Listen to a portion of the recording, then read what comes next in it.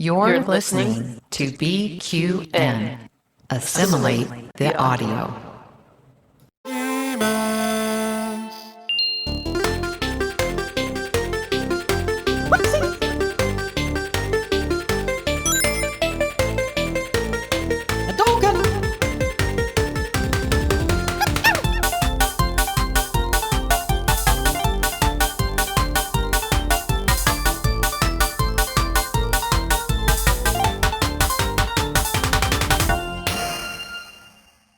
Hi everyone, I'm Davey, and this is the Bargain Bin Gamers, the podcast and YouTube show where we put the gay in gaming whilst also looking after your hip pocket. I'm on a single-player adventure today. Darling Mitch is moving house, and in the interest of keeping to the release schedule, I'm doing the episode by myself. But not completely by myself. I've got a really, really special guest who I'm going to introduce to you in a moment. But before we do that, I just want to give a big shout out to all of our BQN podcast network patrons, especially to this show's associate producers, Sam Johnson and May M. If you'd like to help keep this and other BQN podcasts coming to you every single week, sign up to be a patron over at patreon.com/BQN. Or if Patreon isn't your thing, the best thing you can do to help this show is subscribe on your podcast app of choice. If you're listening on Spotify or Apple, leave us a 5-star review. It does help others find the show. Let's get past all of that. Normally there's lots and lots of banter going on between Mitch and I right now, but we're going to get straight down to it. Joining me today is Robin Gray, co-founder of Gray Jones Media and founder of Gayming Magazine. You probably know it, Gayming, one of the world's greatest and probably one of the only LGBTQIA plus video game magazines online. Since launching Gaming in June 2019, Robin has grown it into a global outlet, reaching over 1 million readers a month.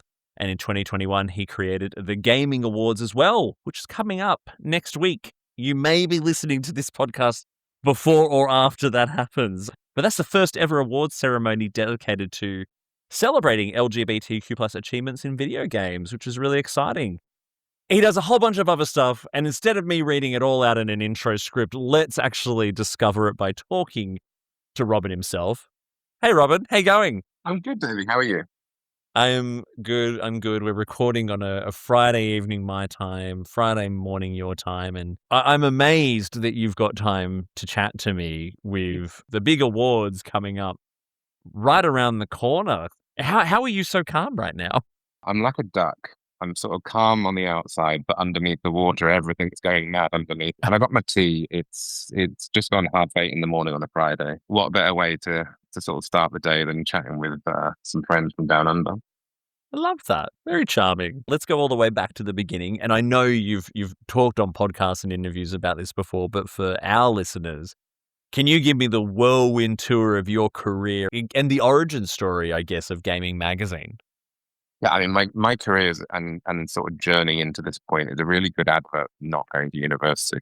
By which I mean I went to university and I did a really boring topic. I did like geography and sociology or something at a time where I thought I needed to have a proper job. Went into boring job, went through, sort of started to wheedle my way into like marketing and PR and journalism, and that really when the kind of passion for that kind of world sort of exploded.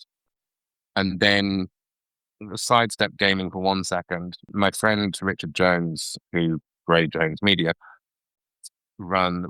still runs Bear World magazine. So it's another magazine in our stable for the bear community. Started working with him on that.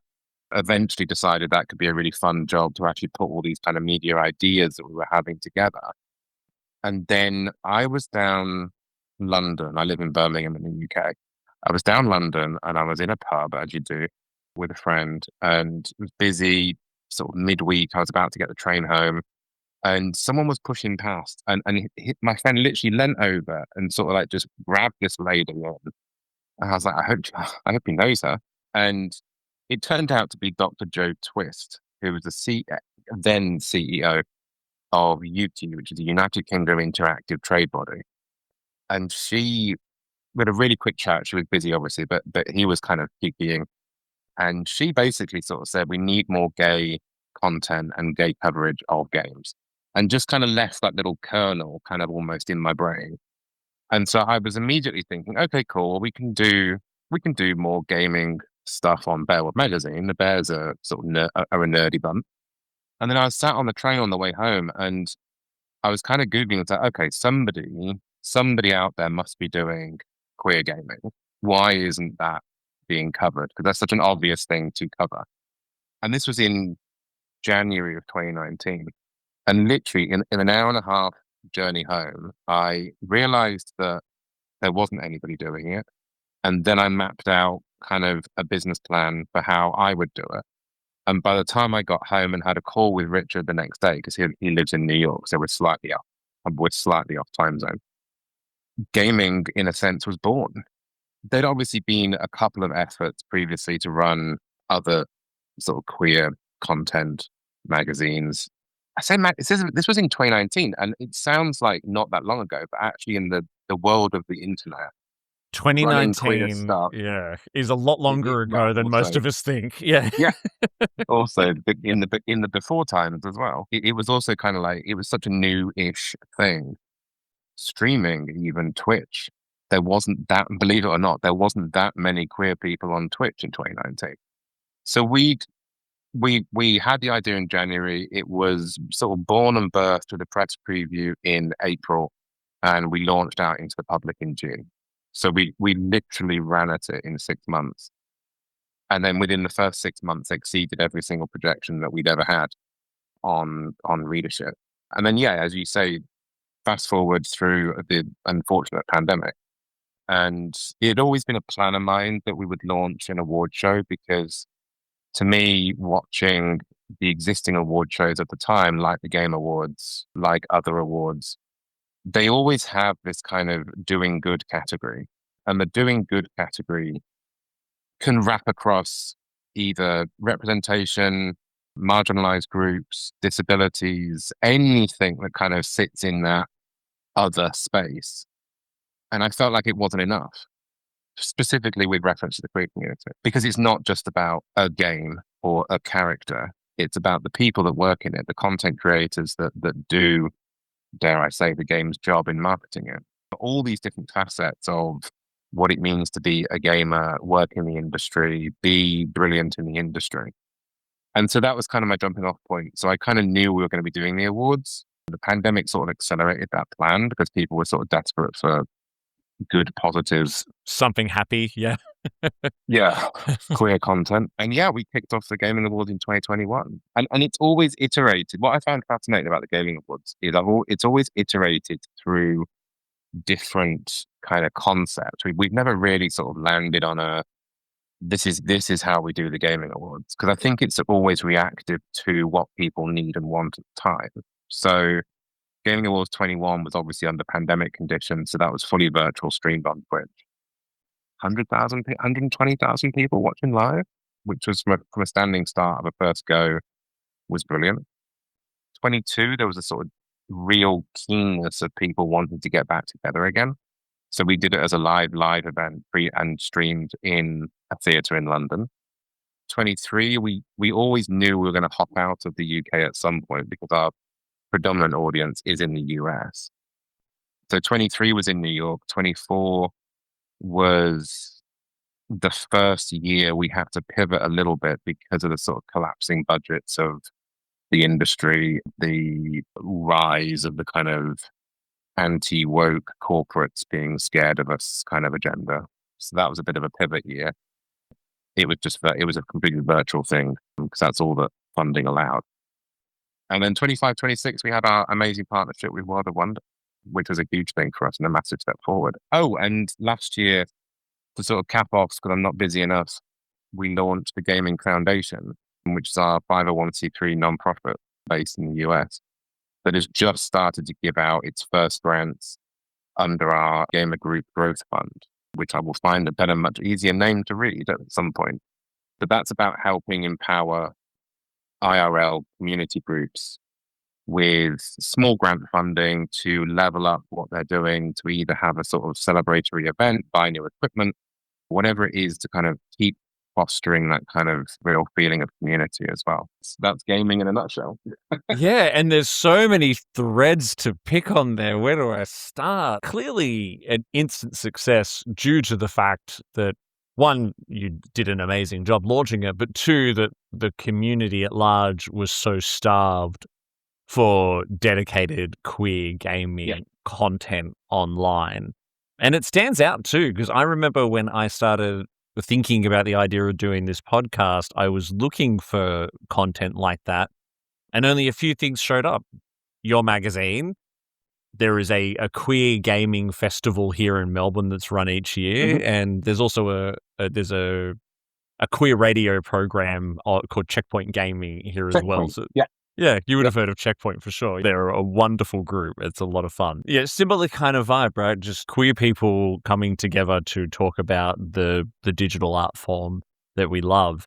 The last thing that you mentioned there, the Gayming Foundation, it was interesting. I've seen that on the website, and my assumption was that you were probably handing out grants to indie, like queer developers and all that kind of stuff. But it sounds like it's more just the queer community at large. It's not just about queer people in gaming. It's true. It is true. The Gaming Foundation exists as a way of us being able to do more good with the brand. So gaming from the get-go, we've always tried to kind of live on the edge of what I loosely term ethical capitalism. We live in the world in which we live, but we can try and do some good with the money that's coming into kind of corporate. In the years before the Gaming Foundation, I think it was about $250,000 we'd paid out over sort of gaming's lifetime to either contributors, streamers, other things. So we as fast as we're getting money in, we're sort of pushing it back out again to people. But the foundation exists really to sort of try and push that a bit further, because there are limits to what you can do as a in a sort of capitalist corporate world, but you can start to kind of have more fun in the non-profit space. And yeah, half of it is about supporting fans, so bringing the community together as a fandom. But there are other programs that will be coming online soon about kind of helping people into the industry as workers, supporting workers in the industry, and also in the esports space. That's a minefield that nobody's grasped the net on. I think with the esports side particularly, we've got some great partnerships starting to brew up already with Team Liquid and other people that are going to sort of help us with that. I think the key thing for the foundation was we knew there were other LGBTQ nonprofits in the gaming space. And like when we launched gaming, we never wanted to come in as kind of like, hey, we're the big cheese, get out of our way, we're just going to go and smother what you're doing. Gaming as a magazine can sit very comfortably alongside either podcasts or radio stations or smaller regional blogs or whatever. And there's no right or wrong way of doing stuff. And I think the same thing applied with the foundation. We know there's people out there. Queerty Gamers in California do great work supporting indie developers. DGP in California do great work in supporting students into the industry. So we kind of squidged the foundation into the gaps to try and fill that space in places that we thought needed help, rather than just try and go, there's the Gaming Foundation and everyone else can get out of the way. Yeah, I think it speaks to who we are as a community a little bit as well. Like I think of the example of, Checkpoint Gaming, right? They've been going for like 12 years on Joy 94.9 here in Australia. And when they saw our little podcast pop up recording at a studio just down the road, they were like, you guys seem cool. Do you want to come on the radio? And then we're the same sort of thing. We're like, we had a lot of fun. Do you want to come on our podcast where you can swear and drink beer with us before you go on because it's not live? And they were like, absolutely, we want to do that. We all coexist alongside each other and support each other. I think what's fabulous about what you do, Robin, is, you've grown that brand and you've got that popularity, and it provides fantastic leadership and a beacon for the rest of us who play around in this space as well. And just being able to give up your time to podcasts like this and others as well just speaks to the power of that brand that you've made. I do want to talk about the Gayming Awards, because let's just assume some people may get to hear this before it comes out. So the Gayming Awards, like a Gayming Magazine, just went from like 0 to 100 really, really quickly. I was looking at some of your posts earlier today, and from a Twitch stream in 2021, was it, to you've got Trixie Mattel and people like that hosting now, and the stuff going on with World of Wonder. It's an incredible journey. But what I really want to touch on is what's happening this year. Like what's the preview? What's the goss? What's the little insight you can give us for those that may happen to catch the show before the Gayming Awards actually happen? Yeah, I mean, just quickly on your point, like the transition into World of Wonder, I think, was sort of transformative. Like we'd previously, in whatever iteration we'd been through, we'd always stayed in that kind of YouTube Twitch space.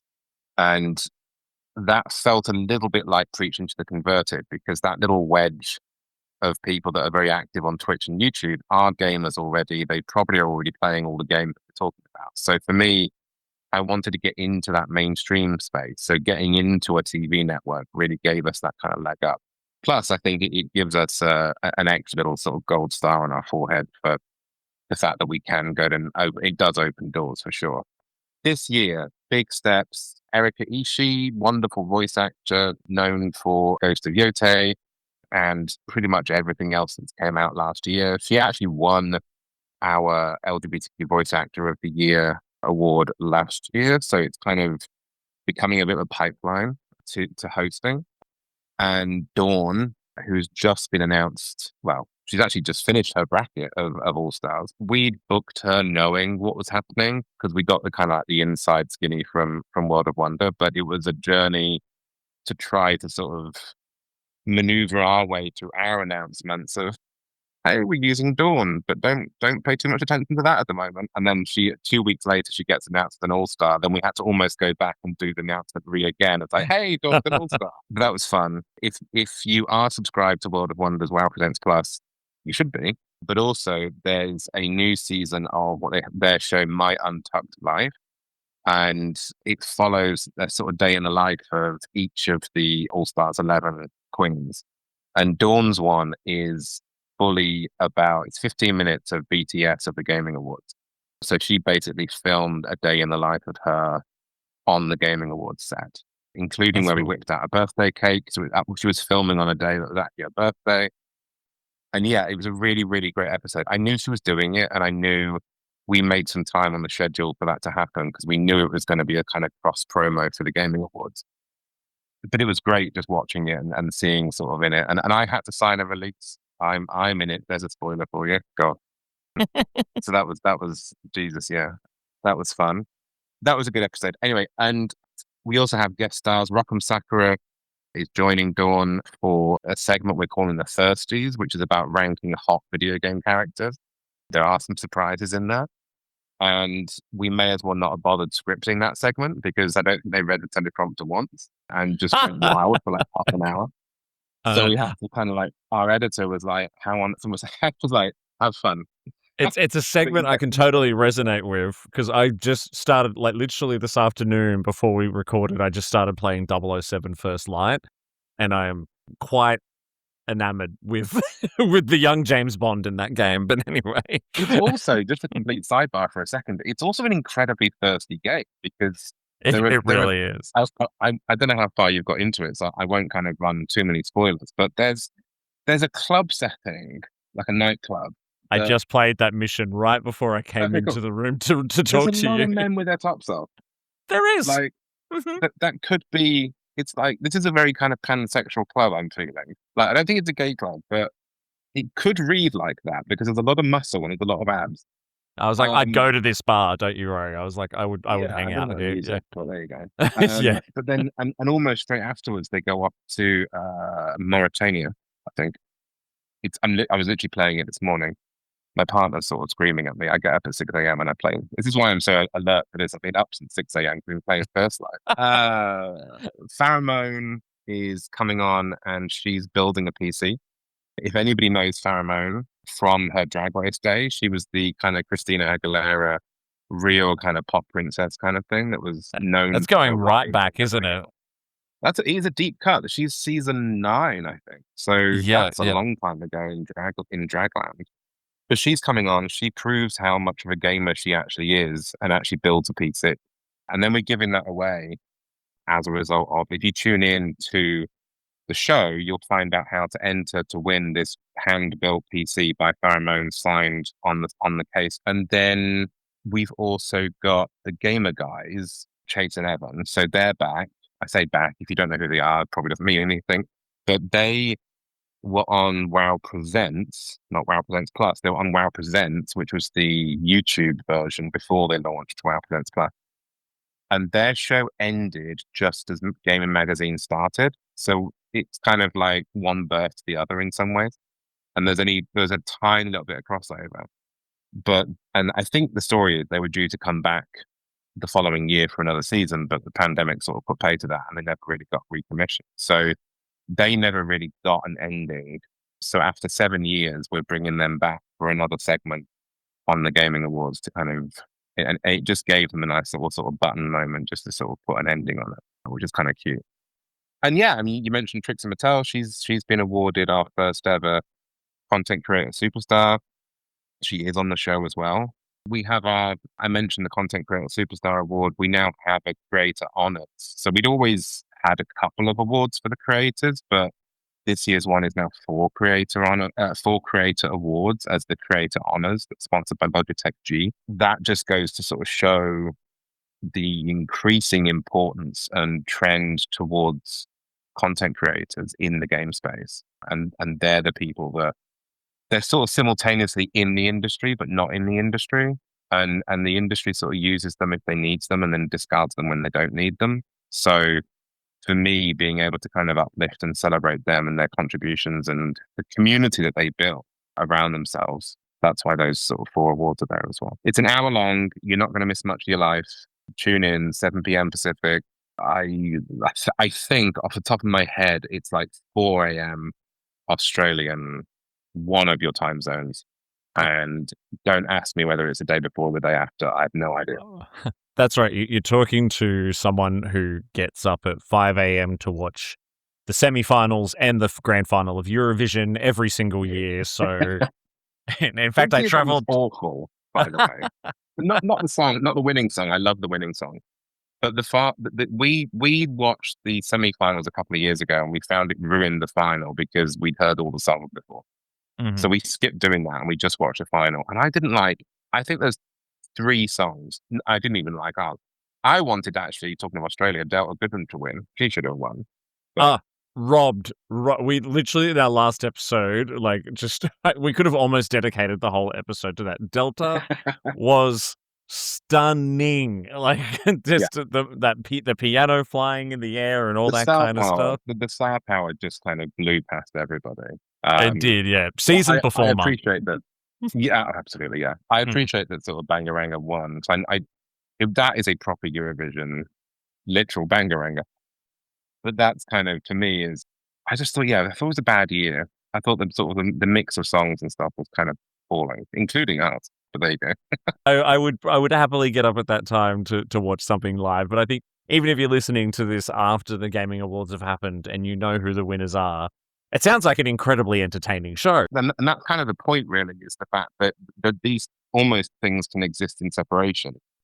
The winners will always get announced on our social media, more or less as it happens. So, but even if you know all 14 winners, there's still plenty of fun things to watch on the show, to watch how it unfolds, because it's not just a kind of boring theatre thing where people are coming up on stage and shaking hands and stuff. Like, it is. There are funny bits. Erica and Dawn choosing 2 chaos hosts was a bold choice, but it's paid off because they're brilliant. Typically, you kind of go with a kind of straight man and a funny man kind of thing. Mm. So one holds it together and one's an idiot. But we've gone with 2 chaos gremlins. And yeah, it's just bizarre. It's just, the comedy of it. I'm slight pat on my back, but also a big pat on Ian's back who wrote the damn thing. So we find a really good place. There's something in there that I was thinking about as you was explaining it, right? There's this whole magical Venn diagram going on with the program that you've created, with no doubt with a fabulous team behind you as well, where you've got this queer culture, you've got gaming culture and drag queens and everything else all going on, building PCs and rating hot video game characters. It all sounds fantastic. Who's coming up with these ideas though? Because they sound bonkers, but they sound like amazing at the same time. Yeah, I mean, I just have like fever dreams and then wake up and just write them down. Like, would it be funny if this happened? No, I mean, as you say, we're actually a very small, tight team. There's three of us really that kind of produce and do the whole thing. So there's kind of me as the exec producer and writer, Ian DeVogler, who's the producer and writer, and his husband Nathan Noyes, who is director, editor, and sort of visionary. And putting it, the three of us just put our heads together and we just have this kind of crazy, wouldn't it be hilarious if, and start there and sort of work our way down to where it becomes slightly practical. And then Ian's American, but is a fan of British comedy. And so he knows that I kind of enjoy stupid comedy. So he kind of writes stuff that is stupid. And then I just go in with my kind of British comedy sort of head and just nudge it just one more stupid step. And then it's just, yeah. I mean, the PSAs even that we recorded for this year, there's one coming out today. I'd say today. There's one, we're 10 days out. So there's a 10-day out PSA coming today. And that, even just that is silly. It's just silly. And the live now is literally, it's a PSA that will go out when we're broadcasting on social media, and it's literally just the two of them screaming at the camera that we're live. Why are you still here? Go and watch it. There's no subtlety, but we just wanted that level of stupidity because it has to be entertaining. I think that's the other thing. I think that's the key thing of everything. People want to be entertained. People want to laugh, and if people are entertained and laughing, then they're also learning. You really struggle to kind of go into these things with all sort of prim, proper sense and decorum and try to kind of make a difference. I think you make more of a difference if people are having fun. Yeah, and that entertainment value is something that's really, really important to the queer community at this time. You know, you mentioned earlier there's been challenges as well with the pushback on anti-wokeness and, you know, especially in the US with less DEI and corporate sponsors and all those kind of things. The world has gotten a little bit scarier for LGBTQI people in the last couple of years. Yeah. And so we kind of need our silliness, right? Like, I mean, drag performances themselves all started as a way for us to kind of be entertained and be safe and give us something to laugh at and to kind of make fun of the broader world that was not really overly accepting of us at the time. So, yeah, this kind of silly humor, but also quite clever humor at the same time, has always really spoken to us. It needs to be stupid, and I think you're right. People need a laugh, but I think as well, the undercurrent of what we're doing is incredibly political, and I think it's incredibly important. And I think that being silly and pulling in millions of people to kind of watch things being silly, but at the same time holding up how here are some fantastic queer games to play. No, we're not trying to shove queer culture down everybody's throats. If that was the case, there should be about 20 times more gay games out there, because in the pantheon of games that exist in the world at the moment, I think that the GLAD did a study and it came out at about like less than 1% of games actually have queer content. But if you're being representative and you sort of take a rough average of 10% of population being some kind of LGBTQ+, although that's significantly rising, we should be having way more gay content in games. But at the moment, we're just really happy to celebrate the stuff that we have.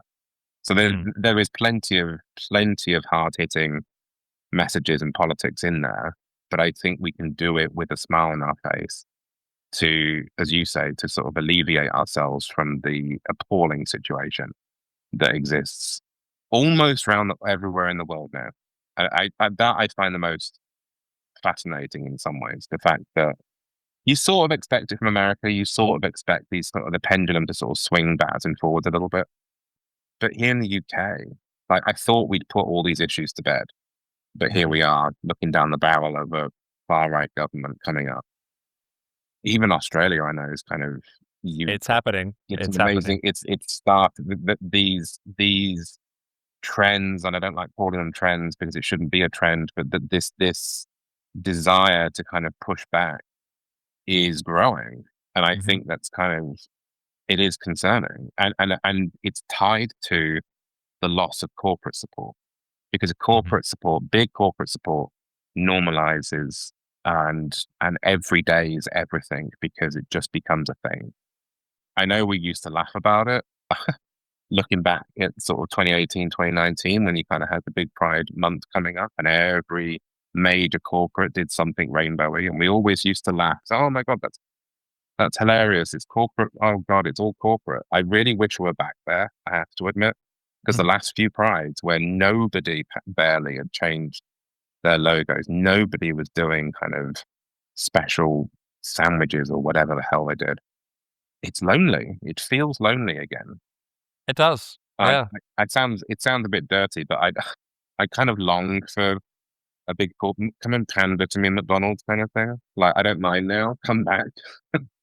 Yeah, it's a real be careful what you wish for kind of moment in that sense. Because, look, I certainly got the arguments against it, but I remember speaking out in support for corporate sponsorship of, Pride events in Australia at the time, because I'm like, that's what's helping the events grow. And I mean, I remember saying, isn't this progress? Because God, like even 10 years prior in the mid 2000s, it would have been like a death sentence for a corporate to throw their weight behind a Pride event. So I was like, no, this is progress. This is good. It's normalizing things.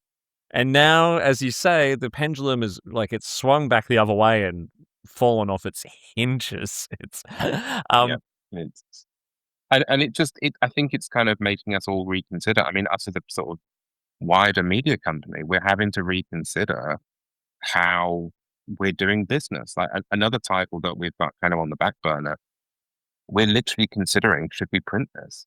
Should we actually do this in print? Because we cannot anymore rely on social media for distribution, because that's just bent out of shape beyond all belief, particularly for sort of queer content. SEO and all that sort of stuff is continuously shadow banning content. We almost now are looking backwards to go forwards again, which is bizarre. Yeah, and you're sort of touching on a question that I had written down, which was about, how there's challenges in the industry, like the gaming industry itself, which, shrinking budgets and layoffs and all that kind of stuff. But I was probably more interested in the challenges facing the queer community and how that's impacting the way you do work. And even what you were saying then about how you were saying that you were thinking that there's something that you're like, should we not put that out? I remember having those own reservations about calling the show Bargain Bin Gamers and spelling it Gay, and I regularly get hateful comments online about it. It's something that we've really got to double down on now more than anything, I feel anyway, right? Like we've still got to be here. We've still got to, if you've got a Pride network in your organization or something like that, push your organization to double down on their support for it. I've done that recently in the professional sense, even though I was told someone walked past our Pride banner and went like, finger in the mouth, throw up thing. But I'm like, well, we're here. Like we're not actually going. We're not going anywhere. Gagging and stuff. They always make the joke about gagging, and they always make the joke about things being forced down their throats. And it's like, are you thinking you're overthinking this, or are you wishing it? I don't mind whichever one you want. But no, I mean, there's kind of two parts to that. I think you're right. The industry layoffs are appalling, particularly as an industry that is still making significant profit. And I think the issue with that is typically with redundancies, it's the more junior people that get cut first. And we during the pandemic, I mean, this always comes prefixed with the fact that we have just lived through a global pandemic and nobody knew what to do, how to do it, or anything else. So there was a lot of financial mismanagement, overstaffing. I mean, we almost, well, we did, we fell into the trap as well of, I don't think people were expecting that normality would kind of snap back in so quickly after restrictions were lifted. I think there was a general belief in the digital media space that the new normal was kind of here to stay, but that wasn't the case. And as soon as we went back to traditional out of home advertising again, but certainly in the game space, there was a lot of mistakes made. But there'd just been having lived. I mean, the games industry goes. It's a cycle usually anyway. But having just gone through their kind of like real high mass hiring, the problem was a lot of that was tied specifically to hiring of diverse people. That was the push at the time in that around that time. So a lot of the people that had just come in, all the juniors, were incredibly diverse people. And of course, by nature of how layoffs work, typically they're the ones that are gone. Nobody's really done a full study of it, but I remember seeing, so Chindia Musio from Code Coven, it was about a year ago, had done a kind of fairly anecdotal study of who the people being cut were. And there was horrendous amount of over-indexing for queer people, women, minority people, all this sort of, typically the sort of diverse people that had just come into the industry. They were just sacking them back off again. So there is a real problem there. And part of that actually is what the foundation sort of exists to try to start to deal with as well. So that's kind of point number one. And also cutting DEI budget. And what I found frustrating with the Gayming Awards over the years as well is that we go to lots of big companies, say, hey, do you want to sponsor the Gayming Awards? And 9 times out of 10, the response I get is, oh, let me go and see what's in the Pride budget. Let me go and see what the Pride group has. Yeah. I was like, no, this is the Gayming Awards that last year we had 25 million campaign impressions. And we're giving you this relatively cheaply. So this is a marketing spend. This is a PR spend. And it's like, oh, and it just gets lost. And sometimes it comes back as, I checked the Pride budget and they're already tapped. They bought their cupcakes. Yeah, exactly. It's a very good point because Yeah. I normally get the response of, oh, it's completely out of the budget realm of the Pride group. Like the Pride group's only got 10 grand for the entire year. What you're asking is like double that. And I was like, that's why I'm not asking for the Pride budget. I'm asking for your marketing budget. So there's that sort of frustration over the fact that we're still seen as a kind of a nice DEI thing. Whereas in reality, we're a genuine marketing activation. So yeah, I mean, don't get me wrong. There are good companies out there that see the value, that are still with us. But you've only got to look, and it's out there. You've only got to look at the 2022 broadcast that had Xbox, PlayStation on the same bill. Lots of other massive companies, EA, and I'm not saying that they're all bad. I'm sorry, I want money off you in the future. I'm saying at the time, you compare that with the lineup that you see now, and there's 3 or 4 sponsors this year in comparison to about 20 we had a few years ago. So it's rough. It is rough. And I think then how that kind of translates into what we can do and how we do it. Yeah, it's a challenge. It really is a challenge. And it's something that we're dealing with, but it's put an intolerable amount of pressure on us. And to sort of round out the conversation about Gayming Magazine and the Gamer Awards, with all of these challenges considered, what is the future looking like at the moment? Yeah, I mean, sort of building off of that. I mean, it's we had during the pandemic 4 titles. So we had Bell Magazine, Game Magazine. Then we also had a travel magazine and a magazine for the over 40s. And all of them had staff and writers and everything else. And coming out of that and the kind of whip crack back to normality, and then the reduction in budgets of the games world and all the things you just talked about. Yeah, we had to shutter half the business. During the pandemic and just after the pandemic, we were producing TV content through our production arm, and that we haven't really, apart from the Gayming Awards, it's a very specific bit of TV. We never went back for sort of season 2 of anything either. So we have as much as anybody else had to take sort of backward and slightly inward steps to rebuild and come back together again and go back out. I mean, I would say obviously the 2 titles that we have currently, Gayming and Bear World, they're available worldwide. Bell Magazine just appointed about 6 months ago a deputy editor that's based in Australia. And we're really pushing to sort of build a kind of more bear audience in Australia. So if you're a kind of furry guy that's reading this podcast, well, you might be reading the transcript. If you're listening to this podcast, then please go and check out bearworldmag.com and follow all of that on socials at the same handle. And then obviously on the gaming side, gaymingmag.com and Gayming Mag on all the socials. Just love, support, do the thing. We got merch for gaming as well, actually. T-shirts, hats, wonderful things. So gaymingmag.com/shop or merch. I can't remember off the top of my head. Sure, you can find it from the main page pretty easily. You'll find it. Yeah, it's there. It's there. Stick around long enough, you'll see an ad for it. There's some cool stuff on there. That's money in pocket as well. But I think, yeah, just engage with the content. Just be there. Just be part of it. I'm really excited to keep building. I'm excited to keep doing what we're doing.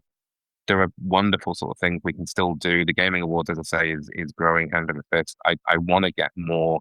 We also have a really good audience for gaming in Australia as well. We work with Sydney gamers, Melbourne gamers a few times, the IRL groups that are based there. So I want to do more stuff down under. I've never been to Australia. I'd like to go to Australia at some point. Well, hopefully we get you out here one day. The Melbourne gamers are fabulous. We've had Jake and Warren on this show many, many times, the organisers behind that in the Australia Gamers Network.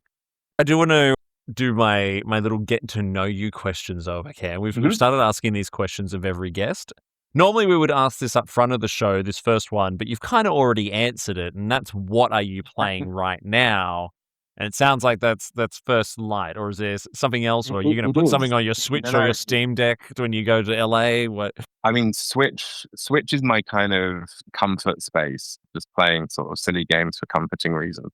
But no, right now, literally as in 2 hours ago, I'm playing 007 First Light from IO Interactive, Xbox. Thank you, Xbox, for the code. Love you loads.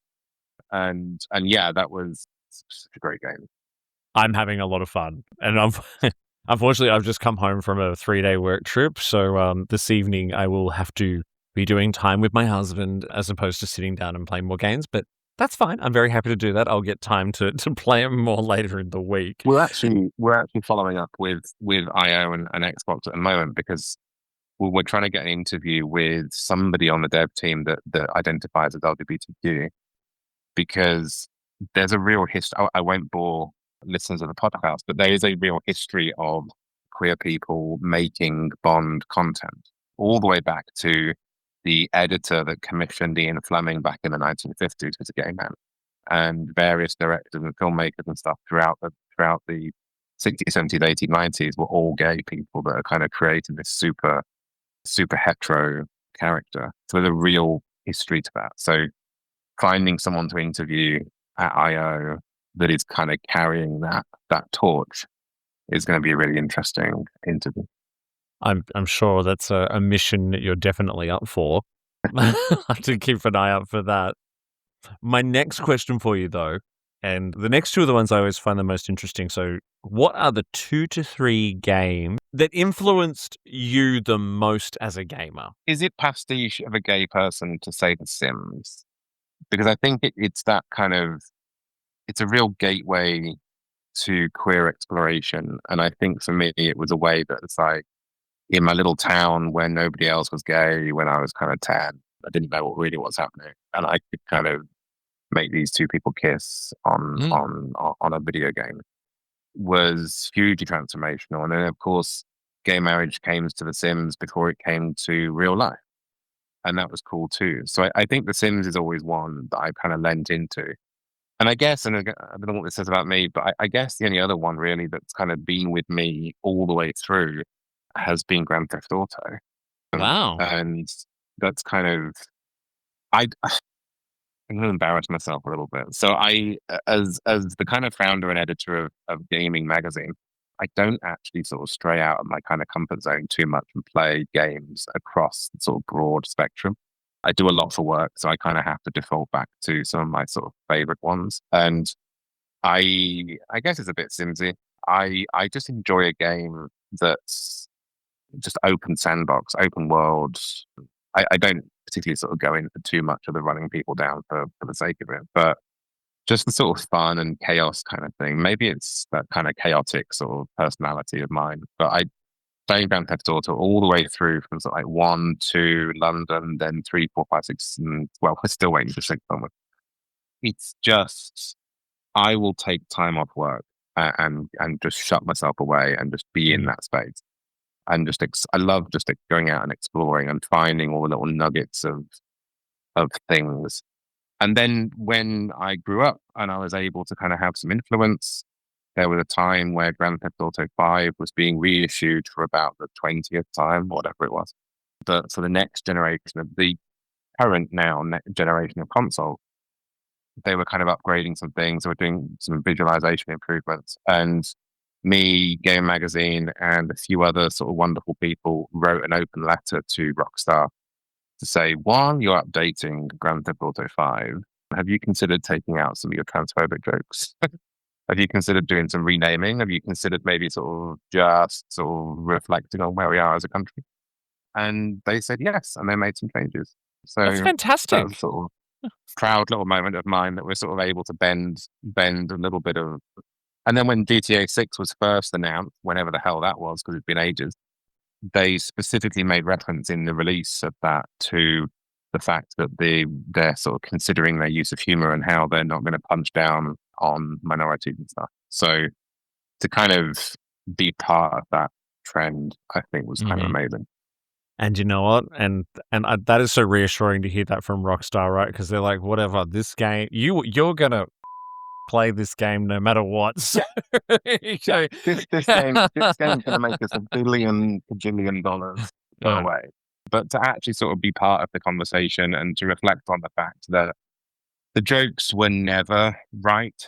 Let's not kid ourselves. There was never a time where these jokes were acceptable, but were the kind of casual isms more just something we have to deal with as a community? Sure.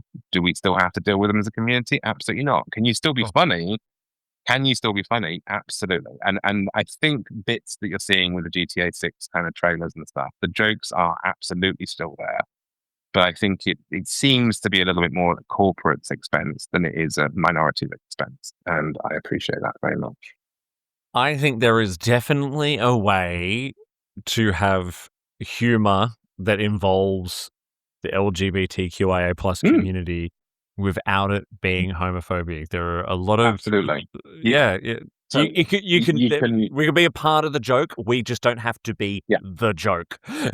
Correct. Absolutely. Yeah. And there are lines that are in the sand, and all you have to do, and this is a lesson for any games company, all you have to do is employ some of those minority groups, and you might be able to benefit from their wisdom as to where the joke is and the line not to cross. And your choices there in terms of your influential games, they speak quite heavily to gaming as escapism. The Sims is like just the ultimate example of that. And even the way you described your love of GTA, you know, it reminds me of how I felt. I mean, Halo 3 is one of my most influential games, and it's because I did the same thing when it came out. I was in my early 20s. I was working in hospitality. I swapped all my shifts around so I could have a whole bunch of time off work just to play that game and absorb myself in it for hours and hours and hours on end. Well, staying with Rockstar, this other one's not really a kind of formative because I'm not that old, but and it didn't come out that long ago. But obviously, Red Dead 2, in terms of pure escapism. Oh yeah. Red Dead 2, just riding a horse off into the woods and just standing on top of mountains and admiring the view and doing some fishing and all that sort of American stuff. That's just glorious as a sort of escapism. I think gaming, that's kind of why I'm a big proponent of easy mode. If I had time to do a podcast, I would actually call it easy mode. So let's just talk about that for a second. There's nothing wrong with easy mode on games. It is there, use it. At the moment, I'm playing First Light on Novice because I just want to experience the game. I'm still dying and I still have to have a challenge. But I don't need to be stressed playing games. And I get stressed when I'm sort of running around. Like, do not put me on Elden Ring. Do not put me on those kind of ones. They No, will those just, uber I hard haven't- games, no thank you. No, I can't do it. What No. is fun? What is fun about that? I'm sorry, I don't get it. So there's a reason my Switch is full of Lego games. I'm slightly obsessed with Lego, as you can see. I can see that Um, behind you, yes. but also games are there for me to turn my brain off and just have some fun with. They're not there. I don't need challenging and crushing and all that sort of stuff. I don't play online games. I don't talk to people when I'm gaming. I don't need to. I've never touched Fortnite in my life. Mhm. I don't need a 12-year-old throwing slurs at me in chat. And that's my kind of in an absolute nutshell. I think easy mode is there. Just enjoy it. Play the game and just have fun and chill. Robin, final question for you. What are some of the most shameful games on your pile of shame, or games that you have finished or have perhaps shamefully never played? The problem is you're asking this question of a game journalist who has to jump into stuff, try stuff out, and then just run away and going off to the next thing. So there is a Google sheet full of codes that I've been sent and everything else. And I think it comes down to what I said before about kind of gaming for escapism. Like if I'm working, then that's not fun. So that I downloaded my last trip to LA. I took the Switch with me, and I downloaded a couple of games that I knew I needed to get through. There were nominees. This is really bad. Hello, nominees. Yes, I did thoroughly play your games, and we made accurate decisions based on reviews of your game. That being said, it was a choice between playing some of those games and just sort of falling into Lego or falling into Mario Golf or something. Then, embarrassingly, a few times I would kind of default into the comfy games that I just wanted to chill to, and I got back to reviewing indie games a little bit later. But yeah, I mean, it also in terms of sort of games of shame, I do have a weird obsession with sports games to a point that, having said I play things on easy mode, it's true, I turn the AI down, so I always win, and that makes me feel good.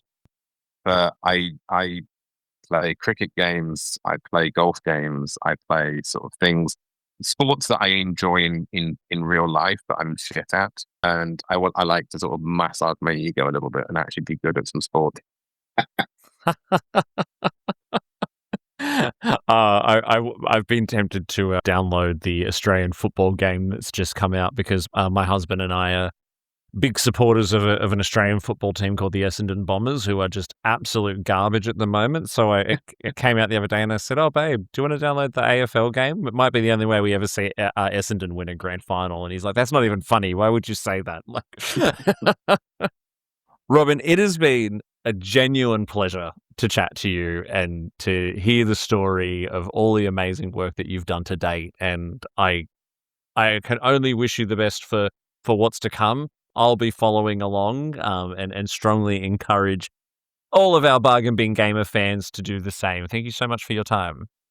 No, thank you. It's been an absolute pleasure, and it's been a good way to start a Friday morning. So more of this. Excellent. I'll be back in the next fortnight, everyone. Mitch will be back as well. I'm sure you all miss him. But until then, I've been Davey, and this has been the Bargain Bin Gamers.